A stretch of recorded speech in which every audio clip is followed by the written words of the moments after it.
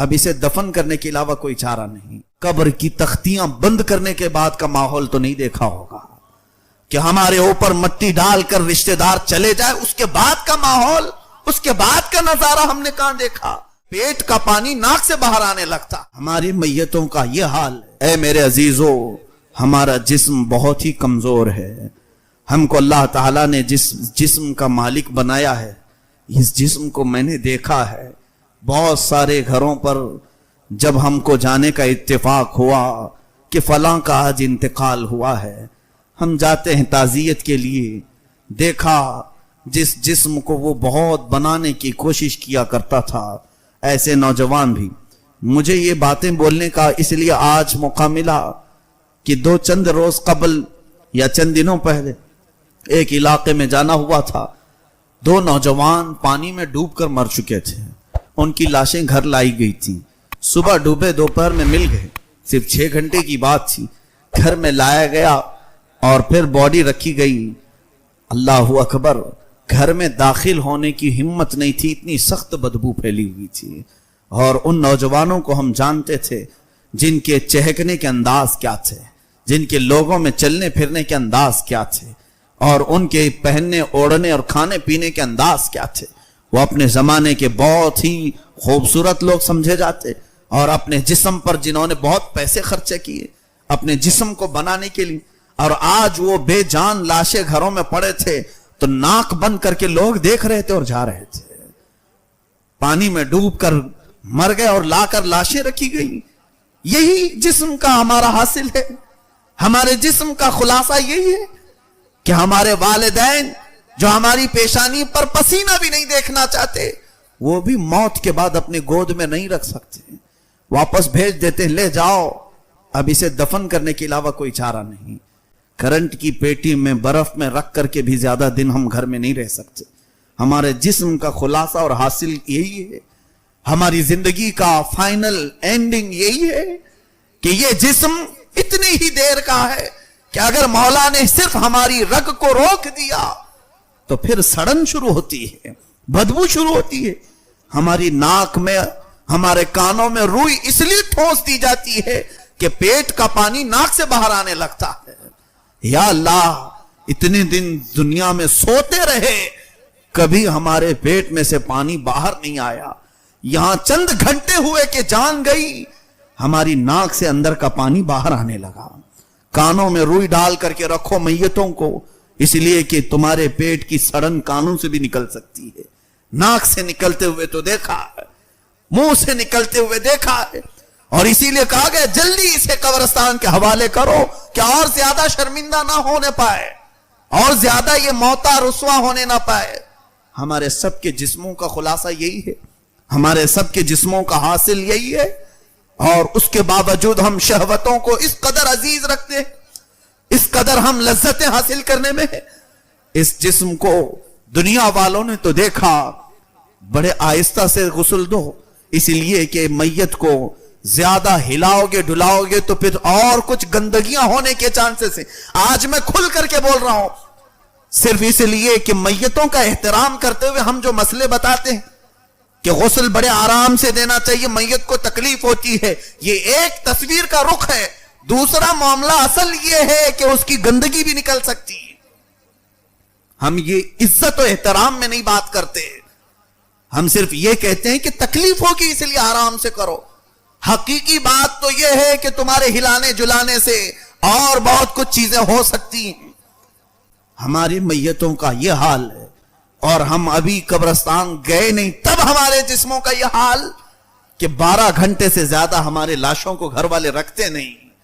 اور اس کے بعد تم نے کبھی آج تک قبر کی تختیاں بند کرنے کے بعد کا ماحول تو نہیں دیکھا ہوگا کہ ہمارے اوپر مٹی ڈال کر رشتہ دار چلے جائے. اس کے بعد کا ماحول, اس کے بعد کا نظارہ ہم نے کہاں دیکھا؟ یہ تو لاشیں گھروں میں دکھانے کے لیے رکھے جاتے ہیں تب کی حالت ہے. بند کیے جانے کے بعد سب سے پہلے اس کی ناک سڑن شروع کرتی ہے, اور اس کی زبان پھر گلنے لگتی ہے, اور اس کے بعد سب سے زیادہ جو میت کی تکلیف دہ چیز ہے اس کی شرمگاہ کا سڑنا اور گلنا, جس کی لذتوں کے لیے اس نے دنیا کو کیا کیا کر دیا.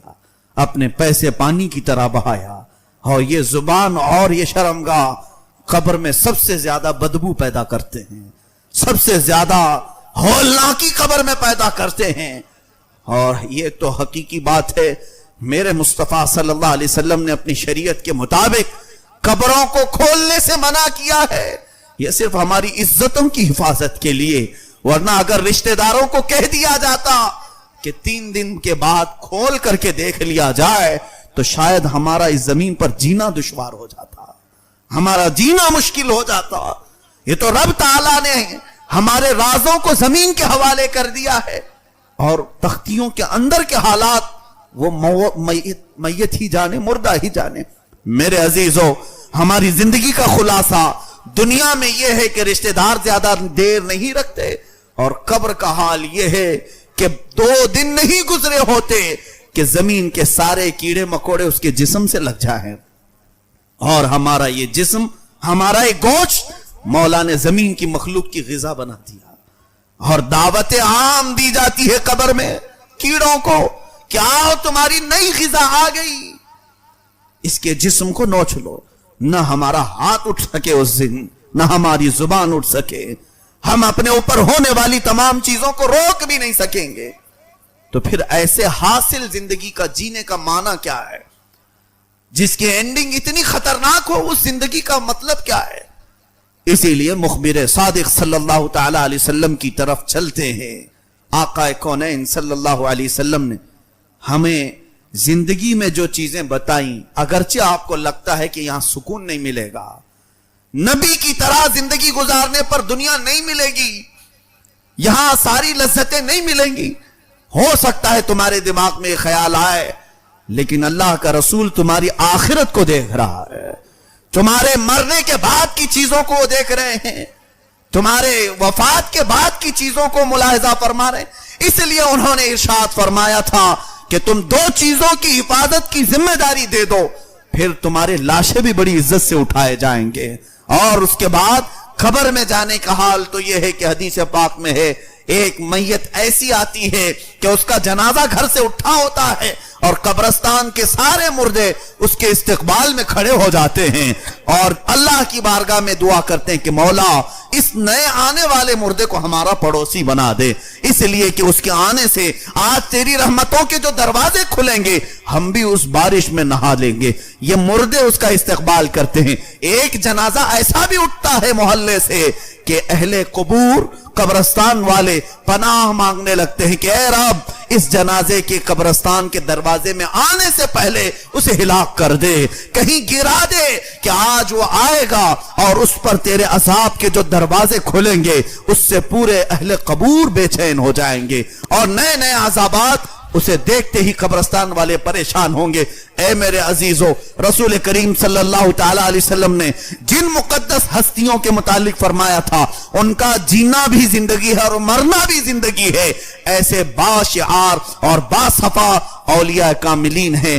دیکھو آج ہمارا ایک عقیدہ ہے، اولیاء کاملین ہوں، صحابہ و تابعین ہوں، شہداء کرام ہوں، آج بھی ان کی قبریں کھولی گئیں تو وہ اسی طرح صحیح و سلامت موجود تھے۔ 1-2 نہیں، بے شمار واقعات ہیں۔ بغداد مقدس میں دریائے دجلہ کے کنارے 2 صحابہ آرام فرما تھے، حضرت عبداللہ بن جابر رضی اللہ عنہ، حضرت حذیفہ بن یمان رضی اللہ تعالیٰ عنہ، یہ حضور کے ساتھیوں میں، صحابہ میں سے ہیں۔ سن 1935 کی بات کر رہا ہوں، زیادہ دور نہیں، ابھی پچھلی سینچری جو گزری ہے، 1935 میں اس دریائے دجلہ کے کنارے آرام فرما دونوں صحابہ کئی مشائخ علماء اور مفتیان کرام کے خوابوں میں تشریف لانے لگے، اور انہوں نے کہا کہ دریا کا پانی ہماری قبروں میں آ رہا ہے اور ہمیں یہاں سے نکالا جائے۔ سارے علماء نے اتفاق کے ساتھ، پھر حج کا موسم تھا، شاہ فیصل کا زمانہ تھا، اس زمانے میں قبروں کو کھودا گیا۔ اللہ اللہ، وہاں کے اخبار کے تراشے آج بھی میں نے بغداد میں دیکھے ہیں۔ وہاں اخبار میں جو اس وقت چھپا تھا، ان دونوں صحابہ کو جب نکالا گیا، موجود مشائخ کہتے ہیں ان کی پیشانی پر ہم نے ہاتھ رکھی تو خون ایسے سرک جاتا تھا جیسے زندوں کا سرکتا ہے، وہ ایسے ہی تر و تازہ۔ 1400 سال گزرے اور ان کو اٹھایا گیا تو دریائے دجلہ کے کنارے خوشبوؤں سے پورا ماحول مہک اٹھا اور جنازے وہاں سے لے جائے گئے اور لاکھوں کا مجمع جمع تھا اور مدائن جو بغداد سے تقریباً 35-40 کلومیٹر کے فاصلے پر ہے وہاں لے جا کر حضرت سیدنا سلمان فارسی رضی اللہ تعالیٰ عنہ کے پڑوس میں دفن کیا گیا.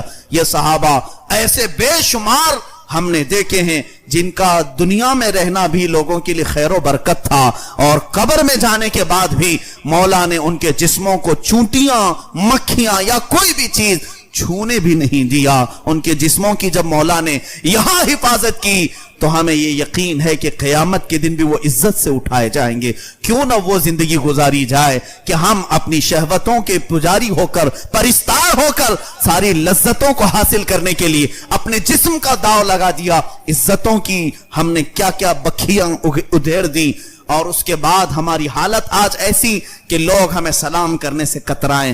اللہ اکبر. چند دنوں قبل ہم جس جنازے کو ابھی کندھا دے کر کے آ رہے ہیں تاج الاسلام والمسلمین حضور سیدی تاج الشریعہ رحمت اللہ تعالی علیہ وارث علوم اعلی حضرت فاضل بریلوی کا ایک سچا جانشین جو اس دنیا سے ابھی رخصت ہوا اور ان کی زندگی کو ہم نے دیکھا لاکھوں پروانے بنا کر کے ایک شمع گئی ہے اور ایسے کہ ہزاروں کو توبہ کرنے پر آپ نے ایسا اپنی زندگی کا ماحول بنایا تھا کہ لوگ چہرہ دیکھ کر توبہ کر لیا کرتے تھے. ان کی زندگی کی تفصیلات آپ نے سن لی مگر فقیر ان کے جنازے میں حاضر رہا.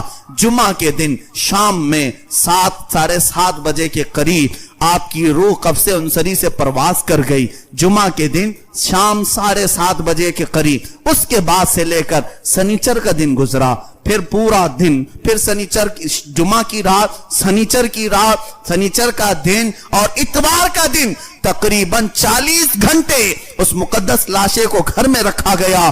اس جسم میں کوئی ٹس سے مس چیز نہیں ہوئی.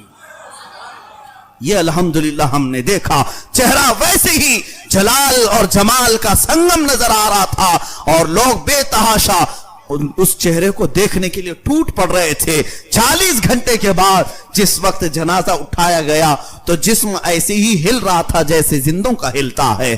یعنی مرنے کے بعد تو بدن کڑک ہو جاتا ہے ٹائٹ ہو جاتا ہے کسی کا جسم مردے کا ہلتا نہیں لیکن جس وقت جنازے کو ہم اٹھائے تھے تو پورا جسم ان کا جس طرح ملائم تھا ہاتھ کی چمڑیاں پیٹ کی چمڑیاں تھوڑے سے گاڑی کے دھڑکے سے ویسی ہی ہل رہی تھی جیسے کوئی زندہ سویا ہوا اور ہل رہا ہو.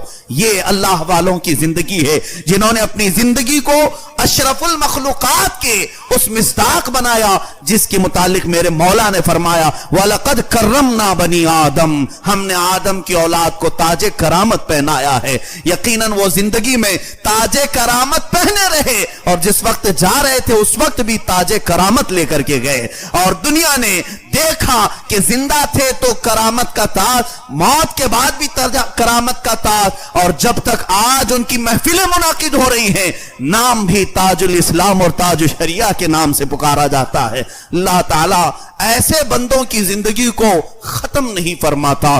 زندگیاں گزر جاتی ہیں صدیاں بیت جاتی ہیں لیکن ان کے نام قیامت تک باقی رہ جاتے ہیں. اے میرے عزیزو آؤ مصطفیٰ کریم صلی اللہ علیہ وسلم کی حیات طیبہ میں ہی ہماری زندگی کا راز ہے. اگر ہم نے ان کی زندگی پاک سے ذرا برابر بھی گردش کی منہ موڑا تو پھر ہمارا وہی حشر ہوگا جو میں نے ابھی کہا. سڑا دیے جاؤ گے ختم کر دیے جاؤ گے عزتیں مار دی جائیں گی لٹ جاؤ گے اور پھر قبر و حشر کا حال کیا ہونا ہے یہ اللہ جانے. کامیابی کا راز علامہ اقبال نے ہمیں سچی بات کے طور پر یوں کہا تھا کہ محمد سے وفا چونے تو ہم تیرے ہیں یہ جہاں چیز ہے کیا لوح و قلم تیرے ہیں. اٹھو قوت عشق سے ہر پست کو بالا کر دو. اے نوجوانوں اٹھو قوت عشق سے ہر پست کو بالا کر دو دہر میں نام محمد سے اجالا کر دو. نہیں تیرا نشیمن قصر سلطانی کے گنبد پر تم شاہین ہو بسیرا کرو پہاڑوں کی چٹانوں پر. اللہ ہمیں پاکیزہ زندگی عطا فرمائے حیا کی زندگی عطا فرمائے ہم سب کو غلاظتوں اور رذالتوں سے محفوظ فرمائے. مولا ہماری زبانوں اور شرمگاہوں کی حفاظت نصیب فرمائے. قدیر و جبار خدا ہم سب کو برے ماحول اور بری آفتوں سے محفوظ فرما. اس پورے معاشرے کو مولا جس طرح تو نے ہم سب کی پیشانیوں کو اپنی بارگاہ میں جھکنے کے لیے قبول کیا، قدیر و جبار خدا ہمارے جسموں کو دوسری لذتوں سے نا آشنا کر دے. اے کریم خدا ہم سب کو جنت کے راستے پر چلا.